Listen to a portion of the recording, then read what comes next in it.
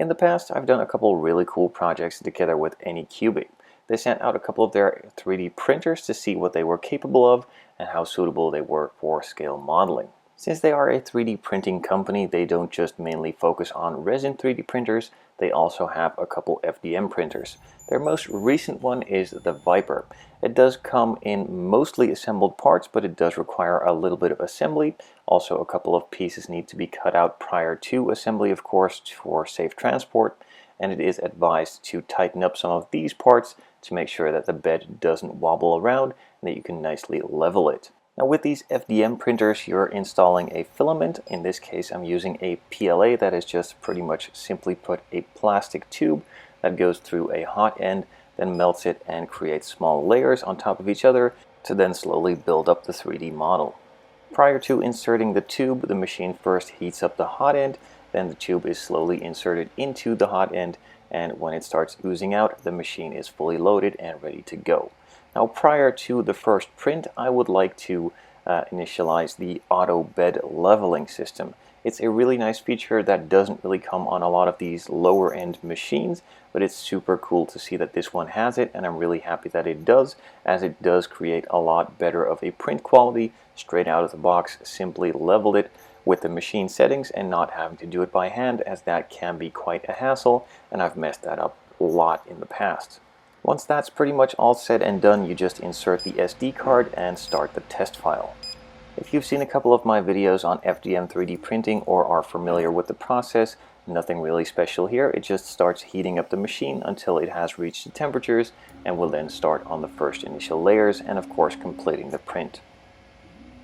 Just to take you through a couple of the specifications on this printer, it of course is an FDM printer, meaning fusion deposition modeling, and that pretty much is a layer by layer system, drawing out each layer and then going to the next one.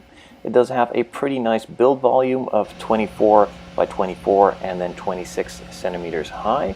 That is a pretty standard size for these FDM printers, but still a pretty capable size for most modelers. The layer height that can be set for these printers as the lowest or finest setting is a 0.1 millimeter layer height.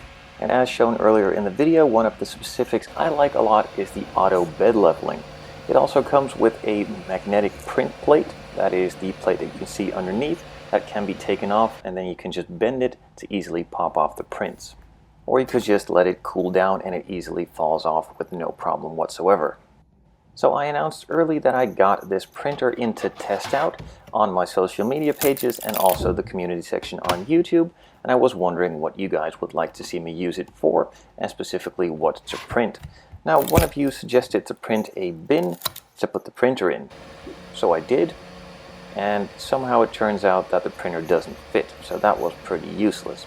Then I also decided to ask you guys a couple of other things, just lay out a couple ideas and see which one you would like to see the most, and one of them was to print a transformer.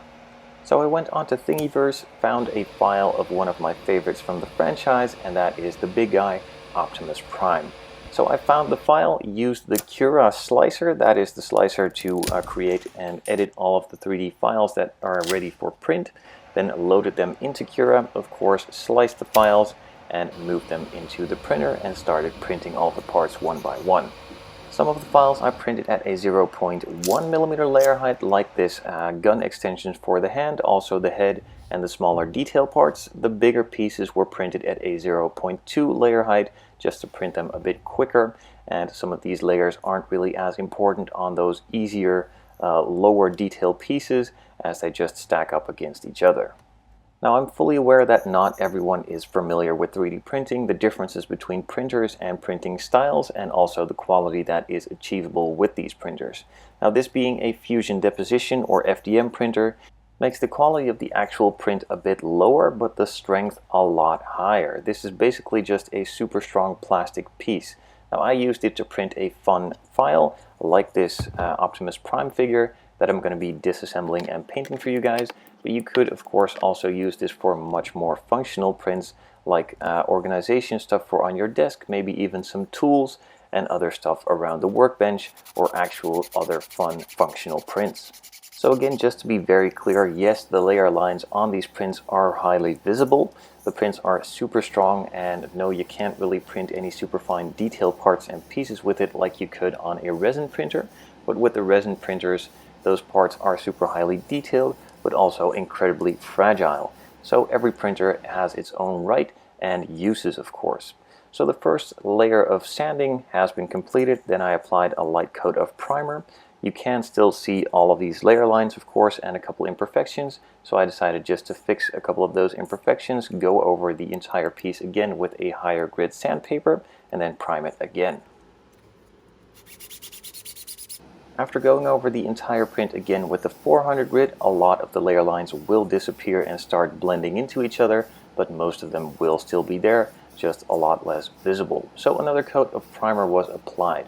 Now you could decide to just keep going and going with this. After this coat of primer, go with a 600 grit, then sand it again, prime it again, and keep on going with higher grits until pretty much all of these layer lines are gone. But that is not the point of this video. I just want to do a fun build and show you guys what this machine is capable of straight out of the box and with a bit of paint just to make it into a bit of a fun project, of course. So after sanding all of the parts with a 320 grit, priming them and sanding them again with a 400 grit, I went over them a second time with a coat of primer and then decided that it was good. Now I could keep on going as I just mentioned, but I decided this was just a fun build and not wanted to go overboard. So I decided after that second round of sanding and priming it was good enough, and I moved on to painting all of the parts. The main legs were painted in a metallic blue, the middle section was painted in a white, some of the accessories were painted silver, and the main body piece were painted in red. So instead of using an airbrush, not everybody of course has one, I figured it would be nice to just do this one with spray cans to make it accessible for anyone. Now I did decide to paint a couple of the smaller details with the airbrush, as it's a lot easier to get into all of those tight areas and make it a lot neater. So the main body piece in the middle was masked off after I applied the white, and then it needed a small section of the blue and also the red. So I firstly just masked off the white, painted the blue, let that cure, then masked off the blue and painted a little bit of red. I just quickly decant a bit of the spray paint into a small bottle and straight transfer that into the airbrush to apply a light couple coats. Now you could of course just do this with the spray can as well, but just be aware that it might be a bit of a rougher finish, as the spray can sprays a lot thicker and isn't really capable of capturing all of the smaller details with a lighter coat. Now of course not all of the details have to be done with a spray can or even with the airbrush. Some of them can be brushed on too. So a lot of the larger sections that were done with the airbrush were first let to cure, and then I moved on to brushing on some of the areas as well. The windscreens were painted with a black, some accent colors with a gray, and the middle section was done with a silver. I let that cure and could then move on to assembling it. While the assembly is taking place, I figured I'd go over a couple more of the specifications. So not only does it come with the auto leveling system, which is probably the best feature on this printer that I find personally, it has the magnetic build plate, which is removable and bendable to easily pop off the prints, and it also has a super grabby surface for the prints to stick to, and I haven't had any print fail or fall off that build plate yet, so it's a really good testament to that build plate. It also comes with super silent stepper motors, so that means that it doesn't really make all that much noise during printing, going from left to right and top to bottom. With the stepper motors being so silent, it does make it extra loud for the actual fan. Now that is a bit of a downside, but maybe that has to do with the stepper motors being so silent that the fan does stick out a bit and make a bit more noise than you're used to, as the other components are super nice and silent. Now there are a lot more specifications to this printer, but I'm not going to bore you with it. I will just leave the links in the description down below to the Anycubic website, and you can check it out yourself if you're interested.